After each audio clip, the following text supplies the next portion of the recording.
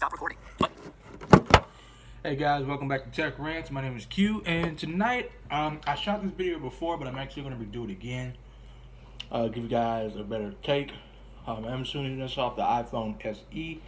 Once again, I apologize for the lighting, and if you can't see me properly, you got a blind man doing this. But as long as you can hear me, that's the most important thing. All right. So, one second. Alright, so in this video, I want to kind of talk about the best and worst prepaid carriers of 2017. So, as far as like pricing and plans and promotions and different things like that. That's kind of how I got my scores. So, I'm going to do the top 5, starting with the worst, and then going down to the best. Now, keep in mind these are just my personal opinion, and don't take anything I say here to heart. Because what I may think, maybe you guys may think something differently. So let's get into this list, guys. So coming in at number 5, which is the worst prepaid carrier of 2017, I would have to say would be Verizon prepaid. Now, Verizon postpaid itself is already way too expensive in my personal opinion, but their prepaid is even worse. $80 for an unlimited plan, when that's not what they're charging right now for postpaid.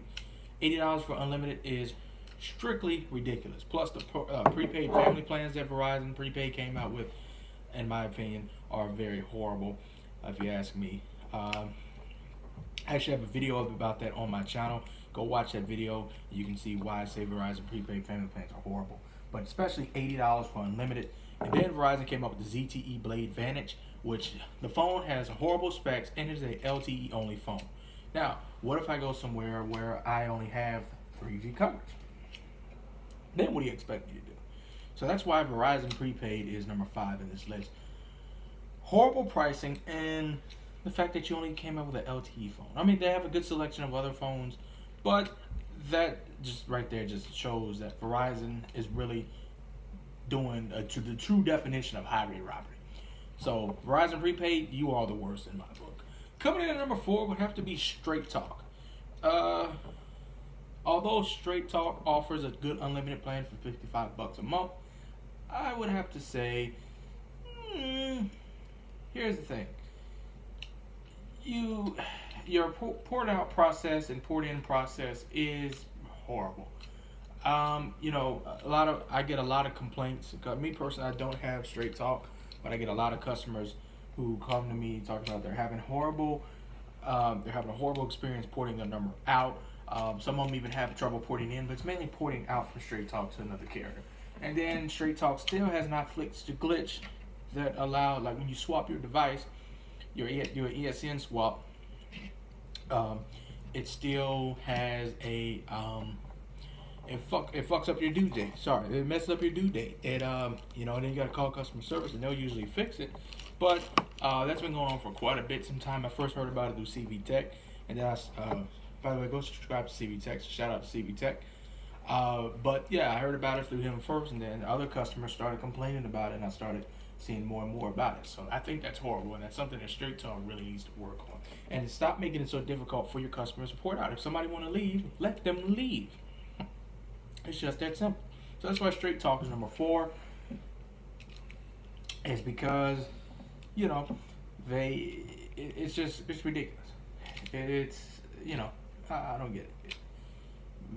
Let your customers go. Let them be free if they want to be free. You say no contract, no commitments. Well, that's the thing. No commitments. All right, coming in at number 3, not so bad, but still it's decent. This one's right in the middle of the road. Cricket Wireless. Now, the thing about Cricket Wireless is, the bad thing about Cricket Wireless is the speeds are capped at 8 megabits per second, except for on the Unlimited 2 plan.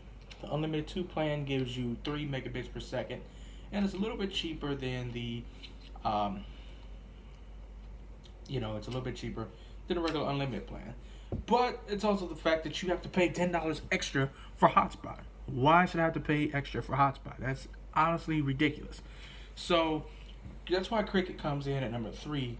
It's not the best, it's not the worst carrier, but it still is kind of horrible. Plus the $25 in-store activation fee. I think we really could do something about that. Plus, not only that, you guys really, you got rid of the group save discount. The 5 lines for $100 was what was Cricket's biggest selling point. Now, I guess you can say they made it up when they did the 4 lines for $100 on the Unlimited 2 plan, but the speeds are capped. So, at least Cricket kind of torn. So, what can I say Cricket could be? Cricket, they're good when it comes to the best plan for unlimited on the AT&T network, even though it's only 3 megabits per second. It's still quite solid, but it's still pretty bad and lacks of features and the fact you have to pay extra for hotspot. And if you want the $400 and you do the slightest thing to mess that up, that's gonna fuck you up, and you're gonna end up getting off of that, and you're gonna pay an extra $30 more. So, which leaves Cricket at number 3.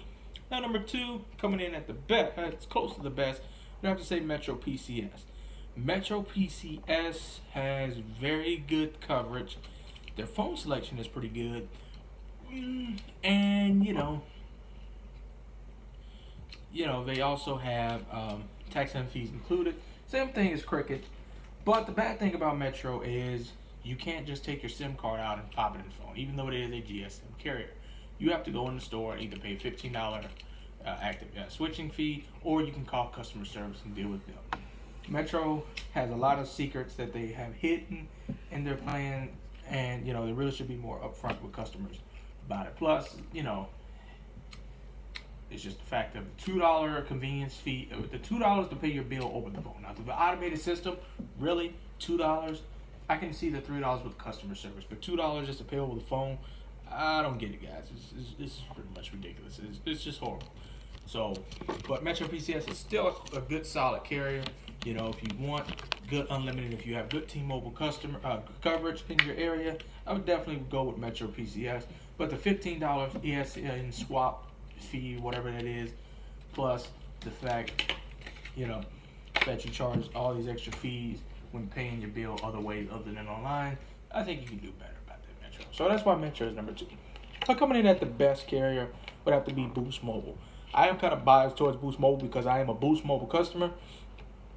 But Boost Mobile gives you the most bang for your buck. So first of all, their family plan includes 5 lines of unlimited data for $100 a month. You get unlimited talk, text, unlimited data. Yes, the music, video, and gaming is restricted. That's one of the cons of Boost Mobile. But you get unlimited music streaming, and you get hotspot included. Metro and Cricket does not include hotspot in their unlimited plans. You have to pay $10 extra for it. That right there, the fact that hotspot's included, makes Boost Mobile a very well top contender. So honestly and truthfully, I can say Boost Mobile is number 1. Now, Boost Mobile does have their cons. Like I said, they can also charge you a $25 activation fee in store. There's also a $10 activation fee if you are reactivating an old phone that was previously active on the network before. I think it's different if you're just doing a swap, but if you're reactivating under a new number, that's where the problem can happen. But other than that, Boost Mobile is a solid carrier, and I would have to say Boost Mobile is the best.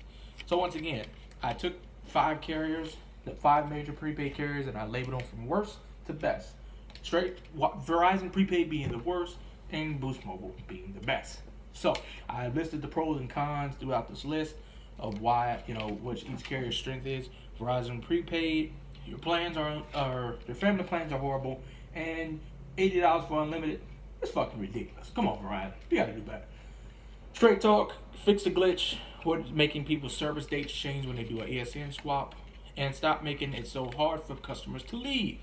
Cricket, I think you can up your speeds, your LTE speeds, and maybe get rid of the $25 activation fee, and remember what plan made you guys boom like you did.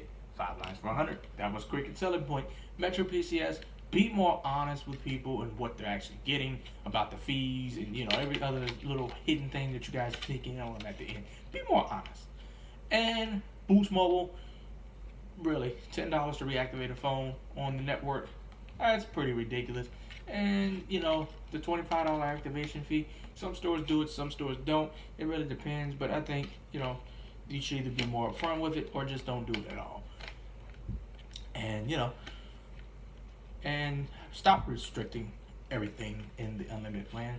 Of course, you can pay $10 more and get better results, but honestly, is it really necessary?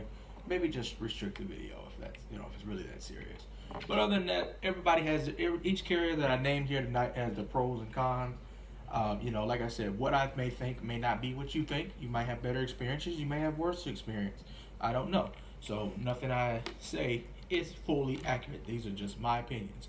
If this was helpful and informative in any way, please leave a like, comment, subscribe, share it down below, and I appreciate you guys. If you have any questions, comments, concerns, please leave them down below, and I will get back with you just as soon as possible. This has been Q from Tech Rants. Thank you guys for watching.